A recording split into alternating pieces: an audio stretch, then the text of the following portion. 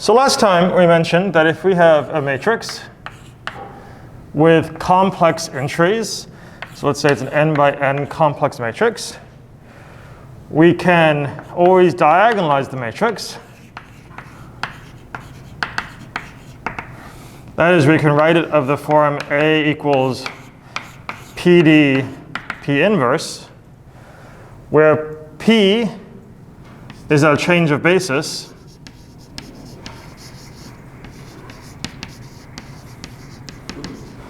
and D is a diagonal matrix with eigenvalues along the entries, right? So the columns of P are eigenvectors, and the values of D are your eigenvalues. And you have a little bit of freedom in which eigenvectors you pick, right? Because you may have some eigenvalue, there's a whole, you can scale by whatever, but you may have like some eigenvalue should have multiplicity 2, and then you just want to pick any two vectors that span that two-dimensional subspace, right? So there's some freedom in which P you pick here, but it gives us a way to rewrite A in terms of some diagonal matrix. And then we said, well, what if we want to insist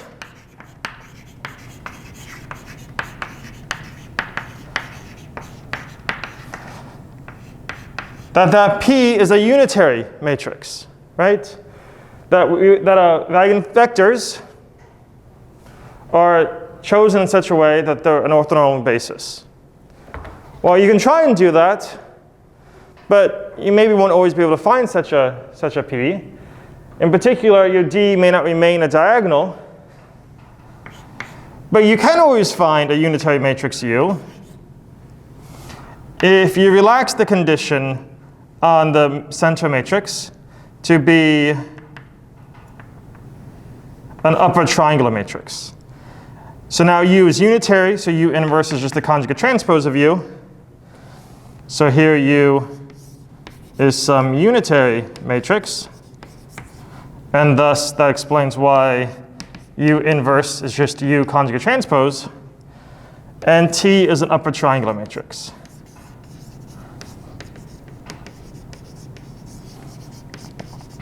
Okay, so now you have an orthonormal basis, an orthonormal change of basis, you can think of it as. Aren't necessarily all eigenvectors, because T isn't just eigenvalues along the diagonal. It's a little more complicated than that. It is still eigenvalues along the diagonal, but you may have other stuff above it. You could have whatever up here, and then zeros down here. So this is not necessarily just a collection of eigenvectors. It's just some orthonormal basis that's doing something kind of similar, but you have a different matrix in the middle. Okay, so why might we want to be able to do this? Well, doing this let us prove lots of nice properties. Right? From this, we were able to show a couple corollaries.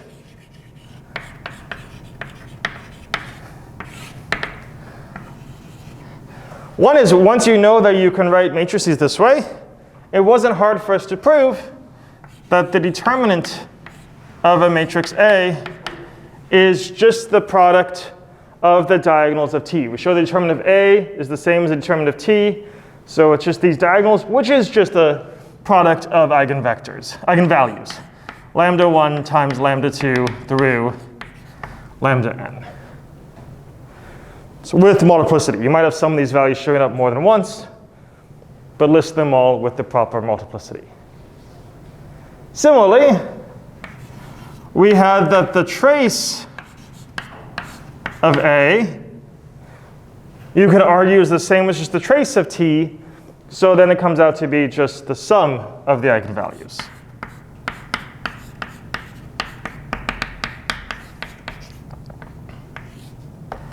And then the last thing we mentioned last time was there's another corollary, but I'm going to give it a name. This is your Cayley-Hamilton theorem,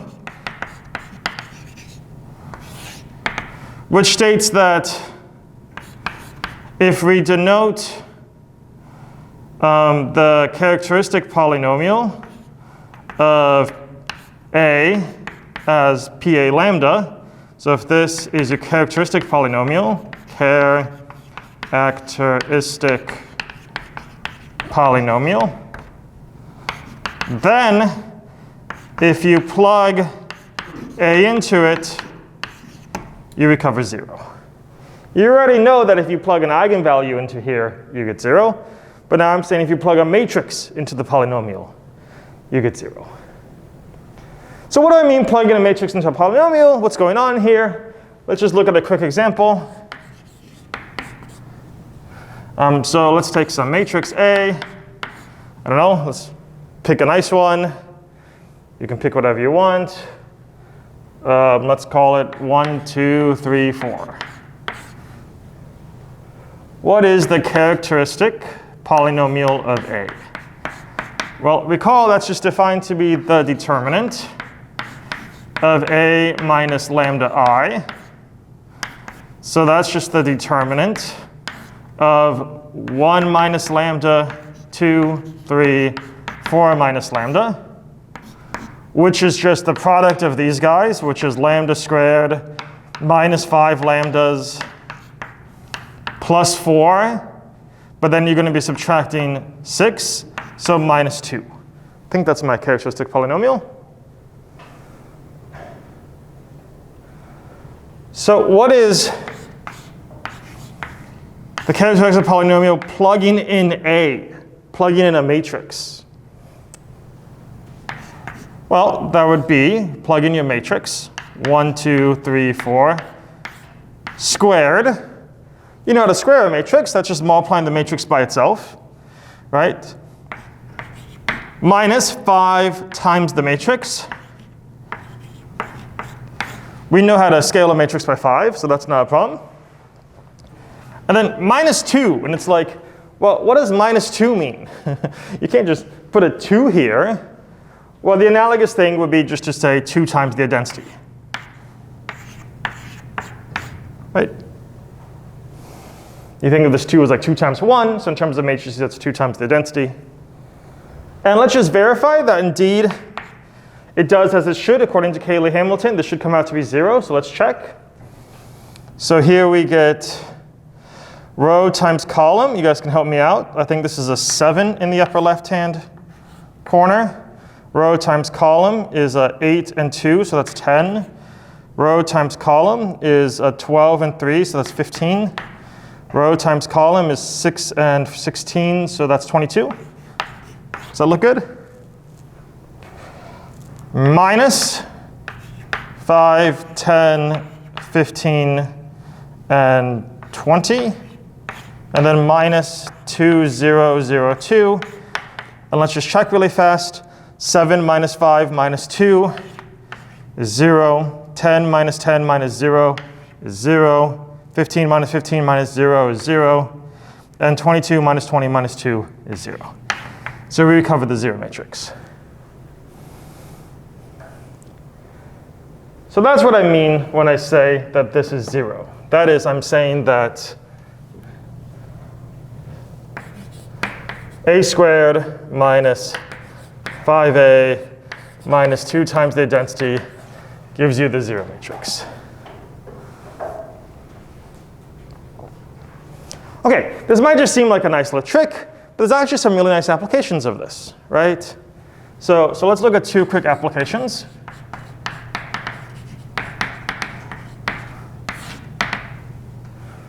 One is, suppose it's like, this was hard. Multiplying a matrix by itself, like that got kind of tricky and confusing. I didn't have to do this. I could have just noted that a squared is 5 times a plus 2 times I. I've just changed the power of a matrix into simply taking a scalar of a matrix plus, adding another matrix. These are very easy operations, right? So I've turned power into a very simple expression. You can do higher powers too. What would a cubed be? Well, it's just multiplying the whole thing by a. So it's 5a squared plus 2a. And it's like, well, what's 5a squared? I know what a squared is. A squared is 5a plus 2i. So now we just have 25a plus 2a, so that's 27a plus 10i. And you can continue in this manner and calculate higher and higher powers, right? Because you can just keep lowering the power by 1 using this relationship until you have a to any power. In general, you have a to any power is just some number of copies, what should my coefficient names be? Some number of copies of a, these are integers, so let's say some number of copies of a plus some number of copies of I. That should not be an n. Let's just call these a and b. And I suppose you could think about a little bit and come up with a general formula to tell you where your a and your b are, right? So this wouldn't be too bad. You just kind of figure out what's going on each time. And I think pretty quickly you can figure out expressions for your a and your b in terms of n. And so Cayley-Hamilton lets us reduce finding powers of matrix to a much simpler operation of just scaling and adding matrices. The second application I'll mention is what if I want to calculate A inverse? What is the inverse of A? Well, here, instead of solving for the A squared like I did in this term, I'm going to solve for the I. So what is the identity matrix equal to? It's going to be A squared minus 5A scaled by 1/2. So 1/2 of A squared minus 5A.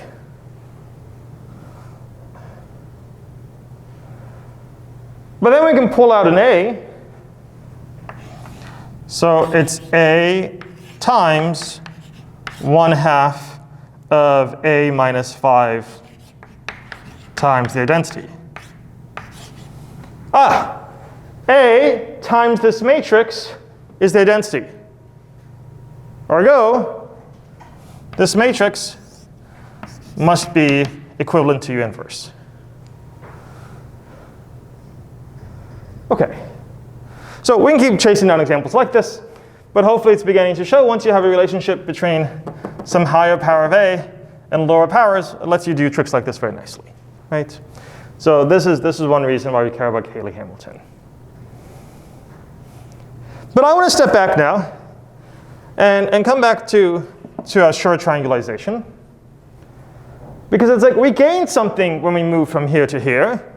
We went from just some, whatever that change of basis is, P is some basis, right? The columns of P comprise some basis, to a unitary matrix. So now the columns are a orthonormal basis. So that was a gain. But we also lost something. We went from having a diagonal matrix, which is nice, which means that these vectors here, these columns are actually eigenvectors, to now having some upper triangular matrix. And you might want to ask yourself, well, what if I want to have the best of both worlds? Right? It's like, when can I have this being both unitary and T actually being a diagonal matrix? So the question I want to ask us is, when can we write A as some unitary matrix U times a diagonal matrix times the conjugate transpose of a unitary matrix? Because this would have like lots of really nice properties, right? As I've been saying, this is diagonal. This should be your eigenvalues. So here D is just my eigenvalues, lambda 1 through lambda n.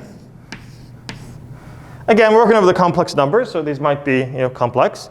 Next class we'll talk about, well, what if we want to make everything real? But today we're going to stay over the complex numbers. But it'll have some column vectors, u1 through un. And these u1 through un would be both eigenvectors, and it would be an orthonormal basis.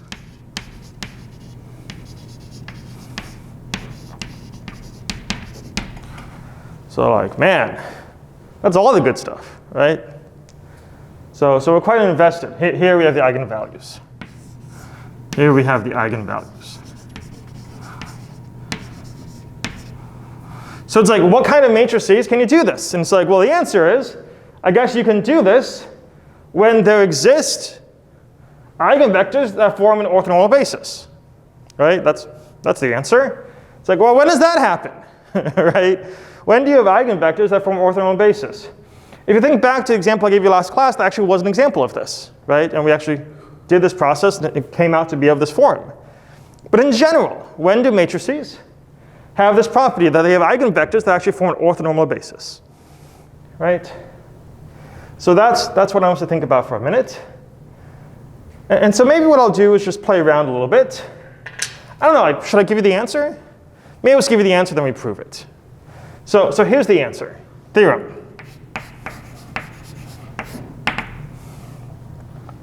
So we're given some matrix A with complex entries, square matrix, n by n matrix. Then I want to say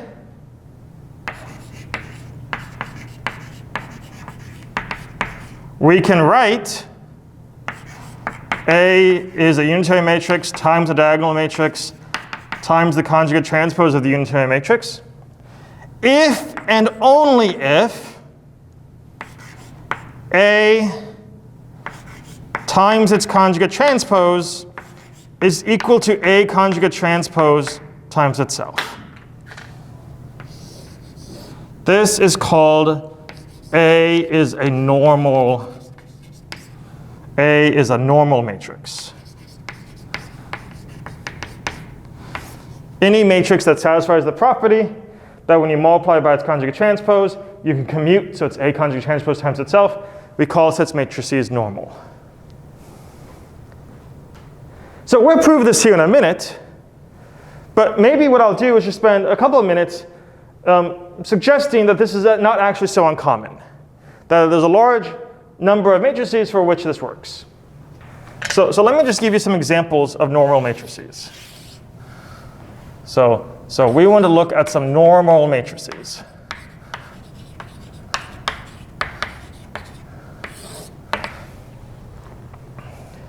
Can you think of any kind of matrix that would satisfy this property? Okay, good. The identity matrix satisfies the property. So does 0. Okay, got those out of the way. Can you think of any class of matrices? Symmetric matrices, good.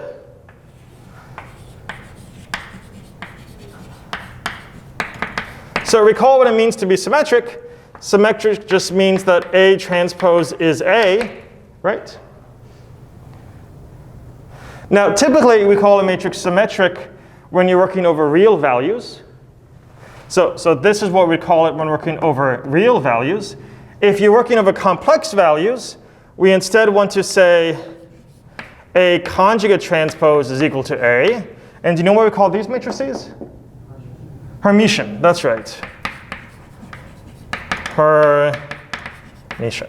So if you're working over the reals, you call it symmetric. If you're working over complex, it's Hermitian, where you have A conjugate transpose is A. And then clearly is this condition satisfied because A conjugate transpose just is A, so both sides just A squared, right?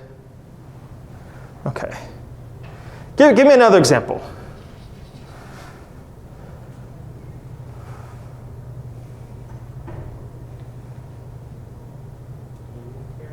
Oh, unitary matrices, great. I'm going to put this one down here. Let's do one more here. You could have a unitary matrix. So if A was unitary, it would satisfy that A conjugate transpose is A inverse, right? If A was unitary, which means both sides of this would just come out to be the identity. So that's certainly true. There's one more. Symmetric is when A transpose equals A. If instead A transpose comes out to be negative A, we call it skew symmetric.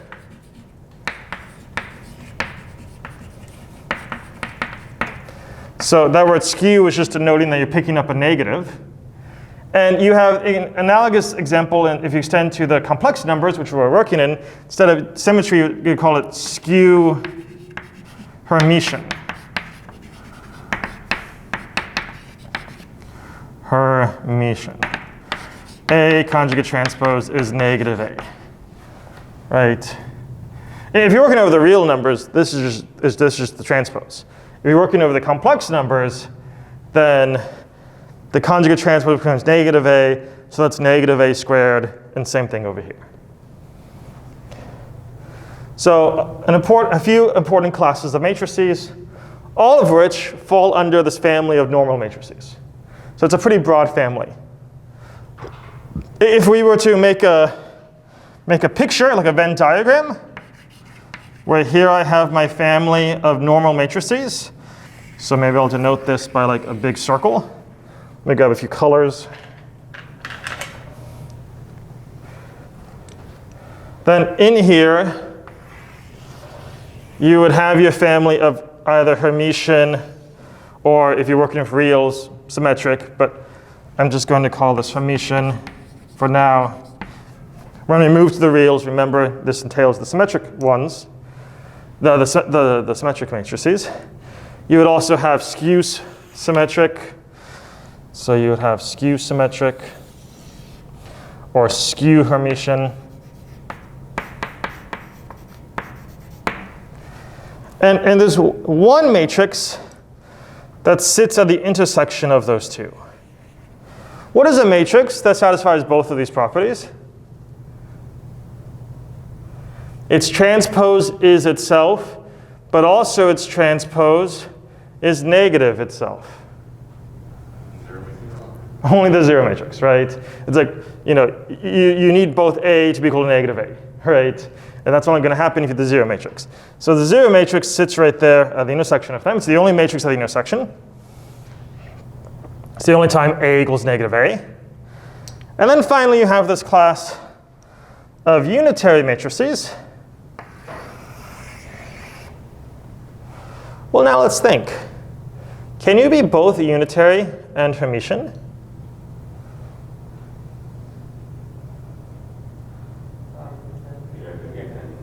Yeah, some matrices will be. You just need A to be equal to its inverse. And there are matrices where A equals its inverse. Those are the matrices where you have A squared is 1, right? Or A squared is identity matrix. And so there will be some matrix that do that, in particular the identity matrix. So like the identity matrix here, I, is going to sit at the intersection of Hermitian and unitary matrices. Can you be both a unitary matrix and skew Hermitian? Well, now it's like you want the inverse to be negative A. Can that happen?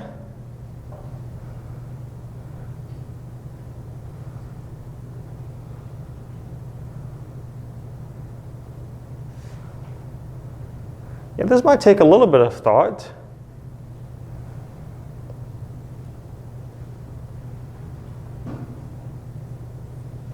But if you think about like for 2x2 matrices, how you find the inverse, if you just have like maybe zeros on the diagonal and maybe something like 1 and negative 1 down here, I think that'll work. Because then the inverse just flips those, which is just find the negative. So there's some, it can work. You can have some overlap. You can have some overlap. And then you'll have some normal matrices that are none of these, right? So you have these three classes that intersect with each other. Here the intersection is pretty trivial, but they intersect, and they're all examples of normal matrices. So we'll continue to talk about these classes of matrices quite often, and so I just want to have a good sense in your mind. Any of these classes is what we're talking about when we're talking about a matrix being normal. Okay, we happy with this? So I guess I should prove this claim, right? Why did normal matrices allow us to diagonalize in this way, to find, so this is really saying if you're a normal matrix, if you have this property, you have a orthonormal basis of eigenvectors, right? So that's the big claim. So let's try and prove it.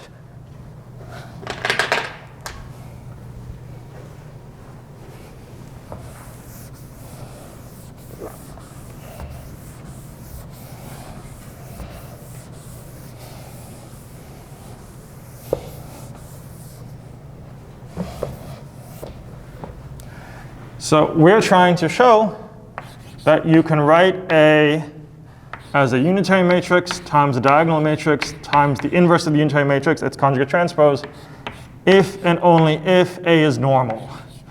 A conjugate transpose is equal to A conjugate transpose A.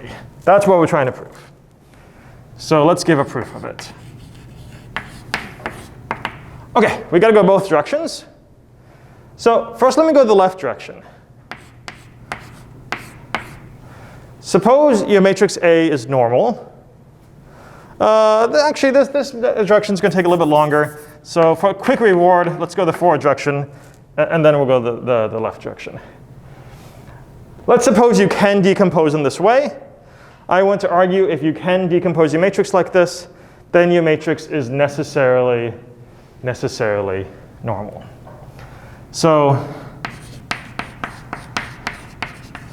suppose A is UD U inverse.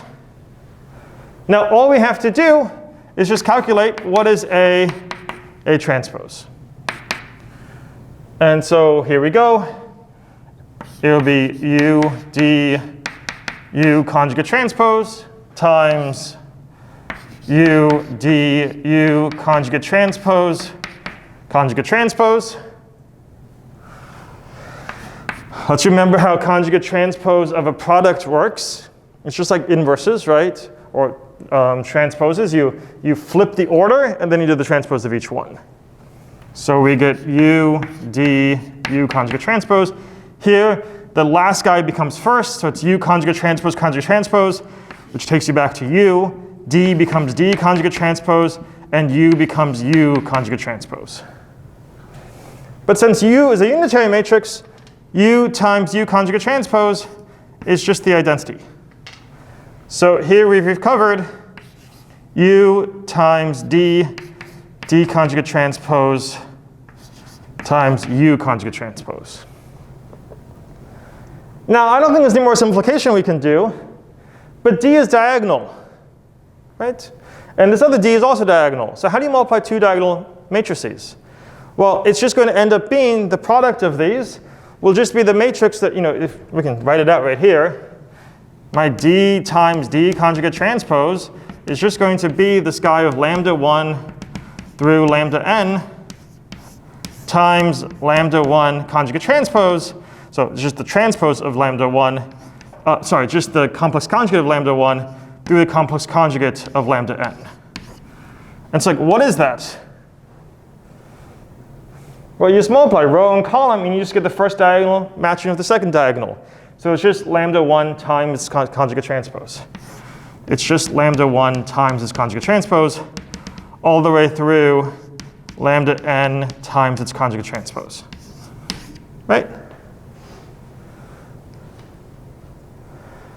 By the way, this would just be like the norm of lambda 1 squared. Right? If lambda 1 is a plus bi, this is just a squared plus b squared.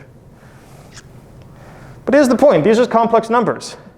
Complex numbers commute. And so you can just flip it. And then you can pull it back apart. And you end up with d star d. In general, if you have two diagonal matrices, they'll just commute with each other for this reason. So we can commute. This is just u, d star d, u star.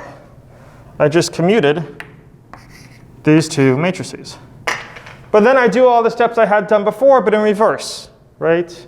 It's like I can introduce in the middle here these two. There's like an identity matrix there. So you can just slip in u, d star, u star, u, d, u star. And like, oh, that guy on the left is just the conjugate transpose of u, d, u star. The guy on the right is just u, d, u star. So that's exactly the conjugate transpose of A times A.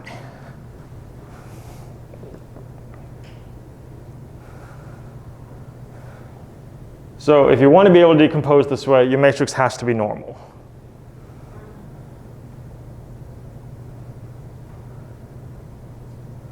Good.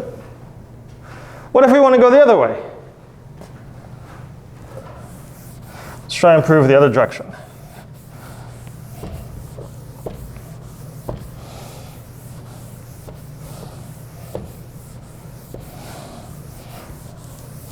By the way, this is such an important theorem as a special name. This is called the Spectral Theorem. Sometimes we'll call it the complex spectral theorem because next class we see a version for real numbers, right? But I'll just call it the Spectral Theorem for now. So let's finish our proof of it. Now we want to prove the other direction. We're assuming our matrix is normal. We want to show that we can write it this way.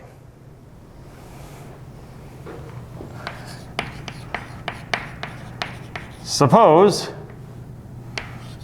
A star, A conjugate transpose, is A conjugate transpose A. Whew. What are we going to do?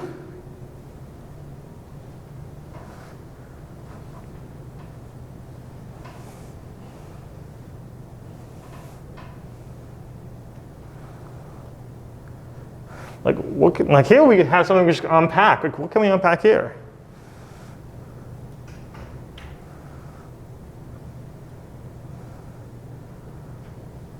I don't have much to work with. I'm trying to show it comes out to be of the special form.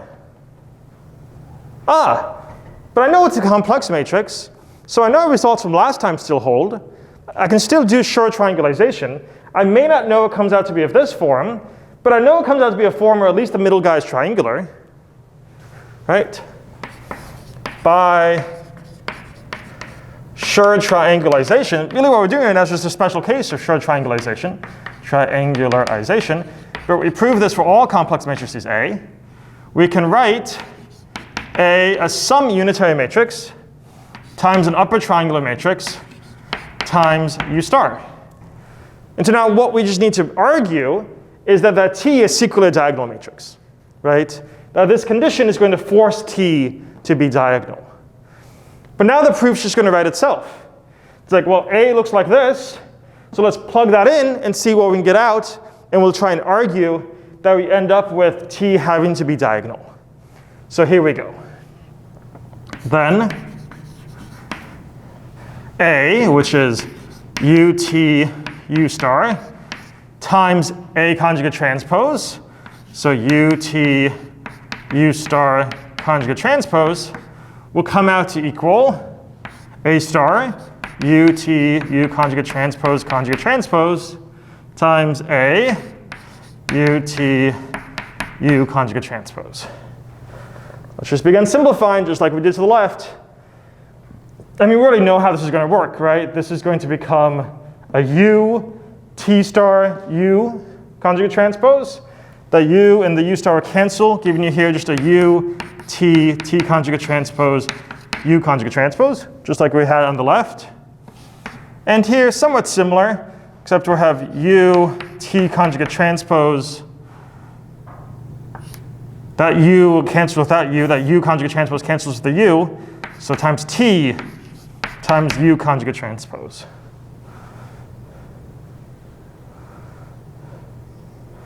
Then multiply both sides on the left by U conjugate transpose to cancel that U, and multiply both guys on the right by U to get rid of the U inverse, the U conjugate transpose, and you have that T star is T star T.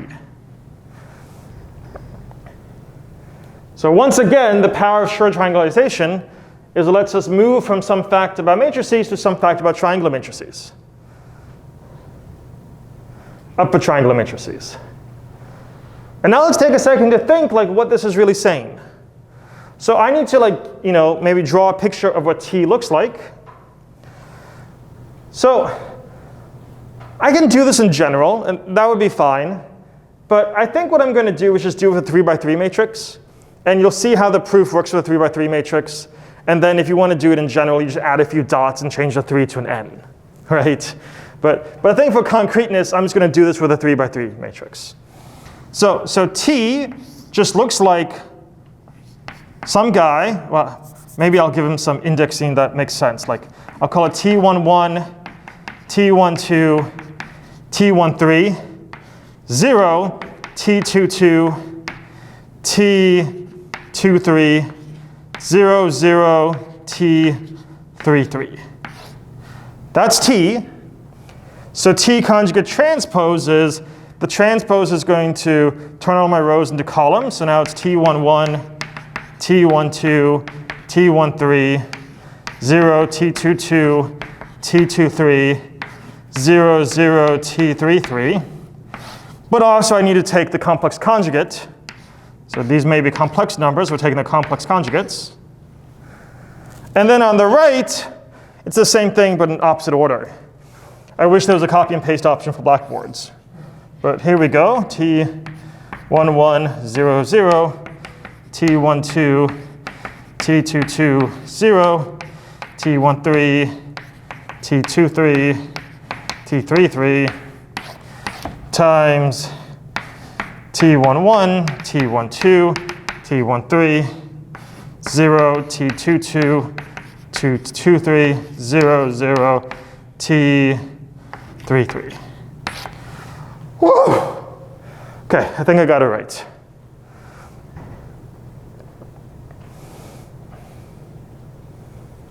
Okay, let's start digging into this guy. What is the upper leftmost entry of this guy on the left when we multiply this out? Well, it's going to be row times column. So the upper leftmost entry will be T11 times its conjugate transpose, plus T12 times its conjugate transpose, so on. If there are n of these, they'll just be n, right? You can do this in general. But remember, a complex number times its conjugate transpose is just the norm of that complex number squared. So this will just come out to be T11 norm squared plus T12 norm squared plus T13 norm squared. Whereas here on the right, when we do row times column, all we have is T11 norm squared. What does that tell you?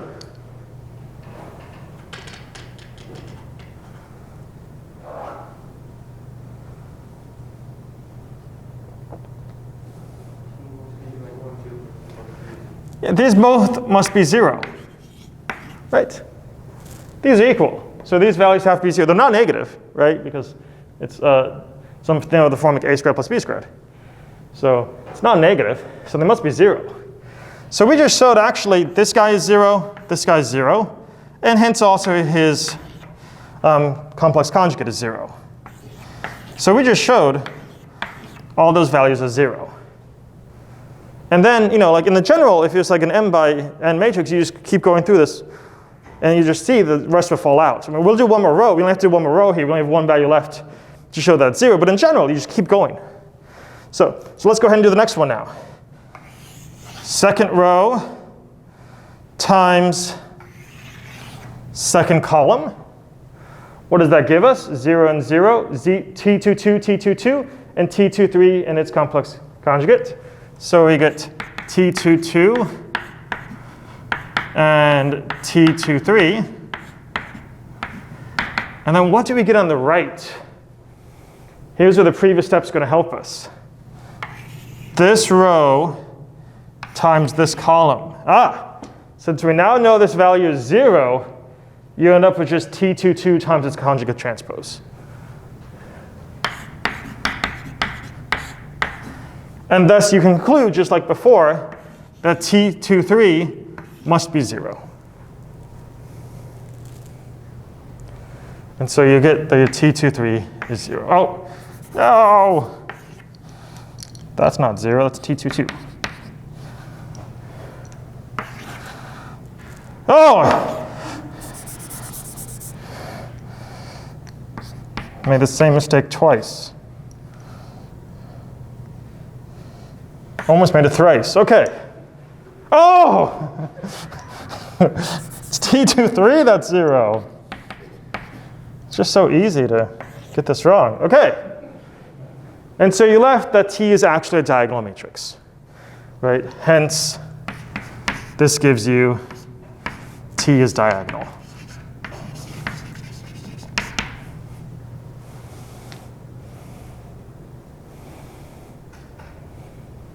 Okay, like I said, you can do this n by n case.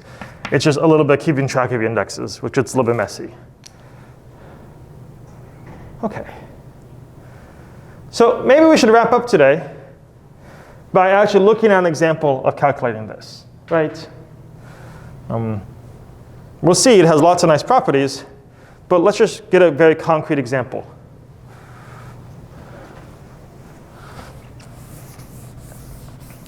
So I need to begin by picking some matrix that's normal, so then you can be confident that in fact there exists such a decomposition.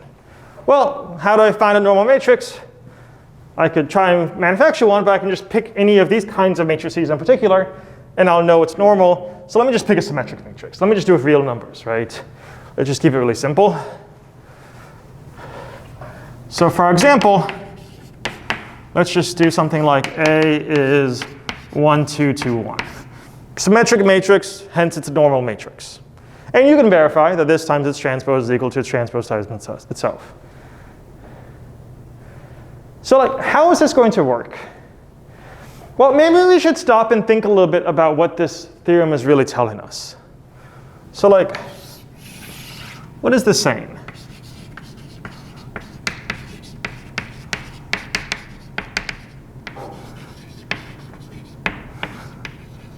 Well, one thing it means is that if A is normal, then that means there exists some collection of eigenvectors that forms an orthonormal basis. Right? So that's one way to think about it. Another way to think about it is that you can diagonalize A using a unitary matrix. So you can, there exists a unitary U that diagonalizes A.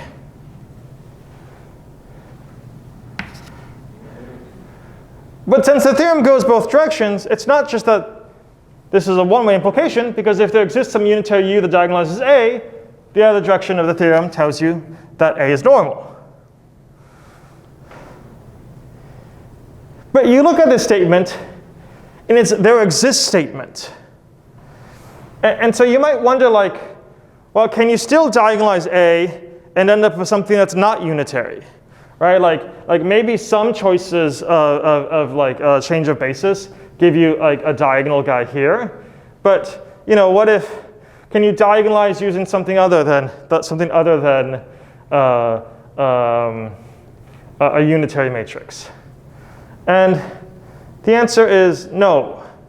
So let's trace through the logic of this. Well, I guess it just falls out of the proof, right? That once you have your orthonormal, once you have your, well, D is just your eigenvalues, and so you just have from here that if A is normal, I mean, this is exactly where we showed here. If A is normal, then in fact, this is going to be diagonal. And so you actually get for free that your orthonormal basis, so another way of thinking about this is that your, there exists an orthonormal basis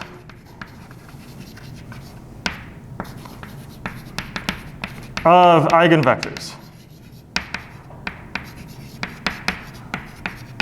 So let me show you like what this means. Like in practice, I'm just saying, if you want to find U, you just find your eigenbasis. And you'll just fall out that it's orthonormal.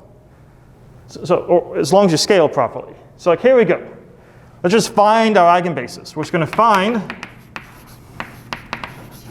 well, let's first find our eigenvalues, and then we'll find our eigenvectors. And we're just going to see that they just come out to be orthonormal, that this is really what this theorem is telling us. So you know, first we need to find the characteristic polynomial. So the characteristic polynomial for this guy is going to be the determinant of him minus lambda I. So that's just 1 minus lambda squared, which is lambda squared minus 2 lambda plus 1, but plus 1 minus 4 is minus 3. We can factor that into lambda minus 3 and lambda plus 1. We want to solve when this is equal to 0. We have that our eigenvalues are going to be -1 and 3. And now let's go ahead and find our eigenvectors. How do you find your eigenvector? Well, we're trying to find vector v such that a times v is, for instance, -1 times v. But that's the same thing as solving. You can bring this over and factor out the v. V plus identity times v is 0. So we're really just trying to solve the system of equations that this guy plus identity, 2, 2, 2, 2, times some vector xy comes out to be 0. 0. So it's like, what kind of thing is xy? What kind of creature does xy need to be?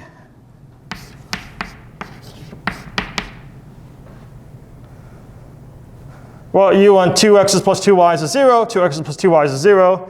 You just want x plus y is 0. So you want one to be the negative of the other one up to some scaling. Scale by whatever you want. Right? That's your first eigenvalue. What's your second eigenvalue? Well, let's do the same thing for 3 really fast.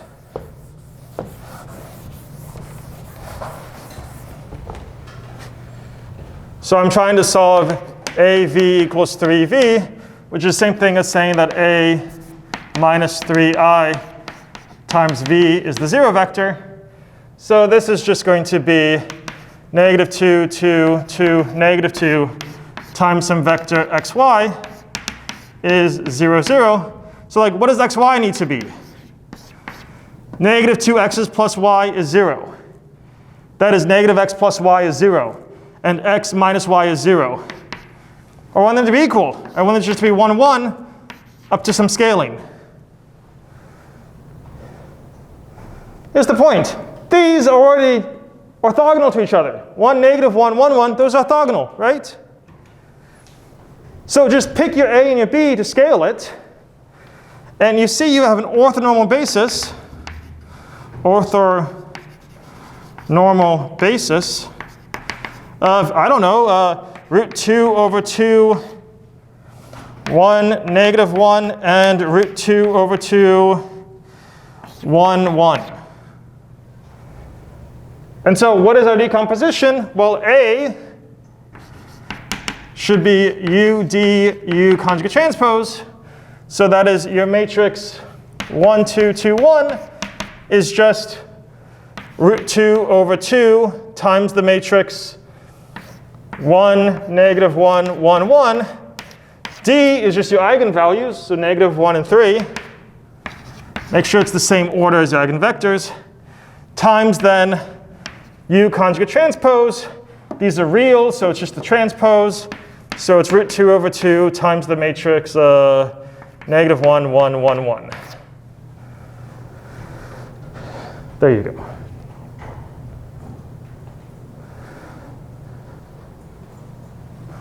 Okay, let's stop there for today.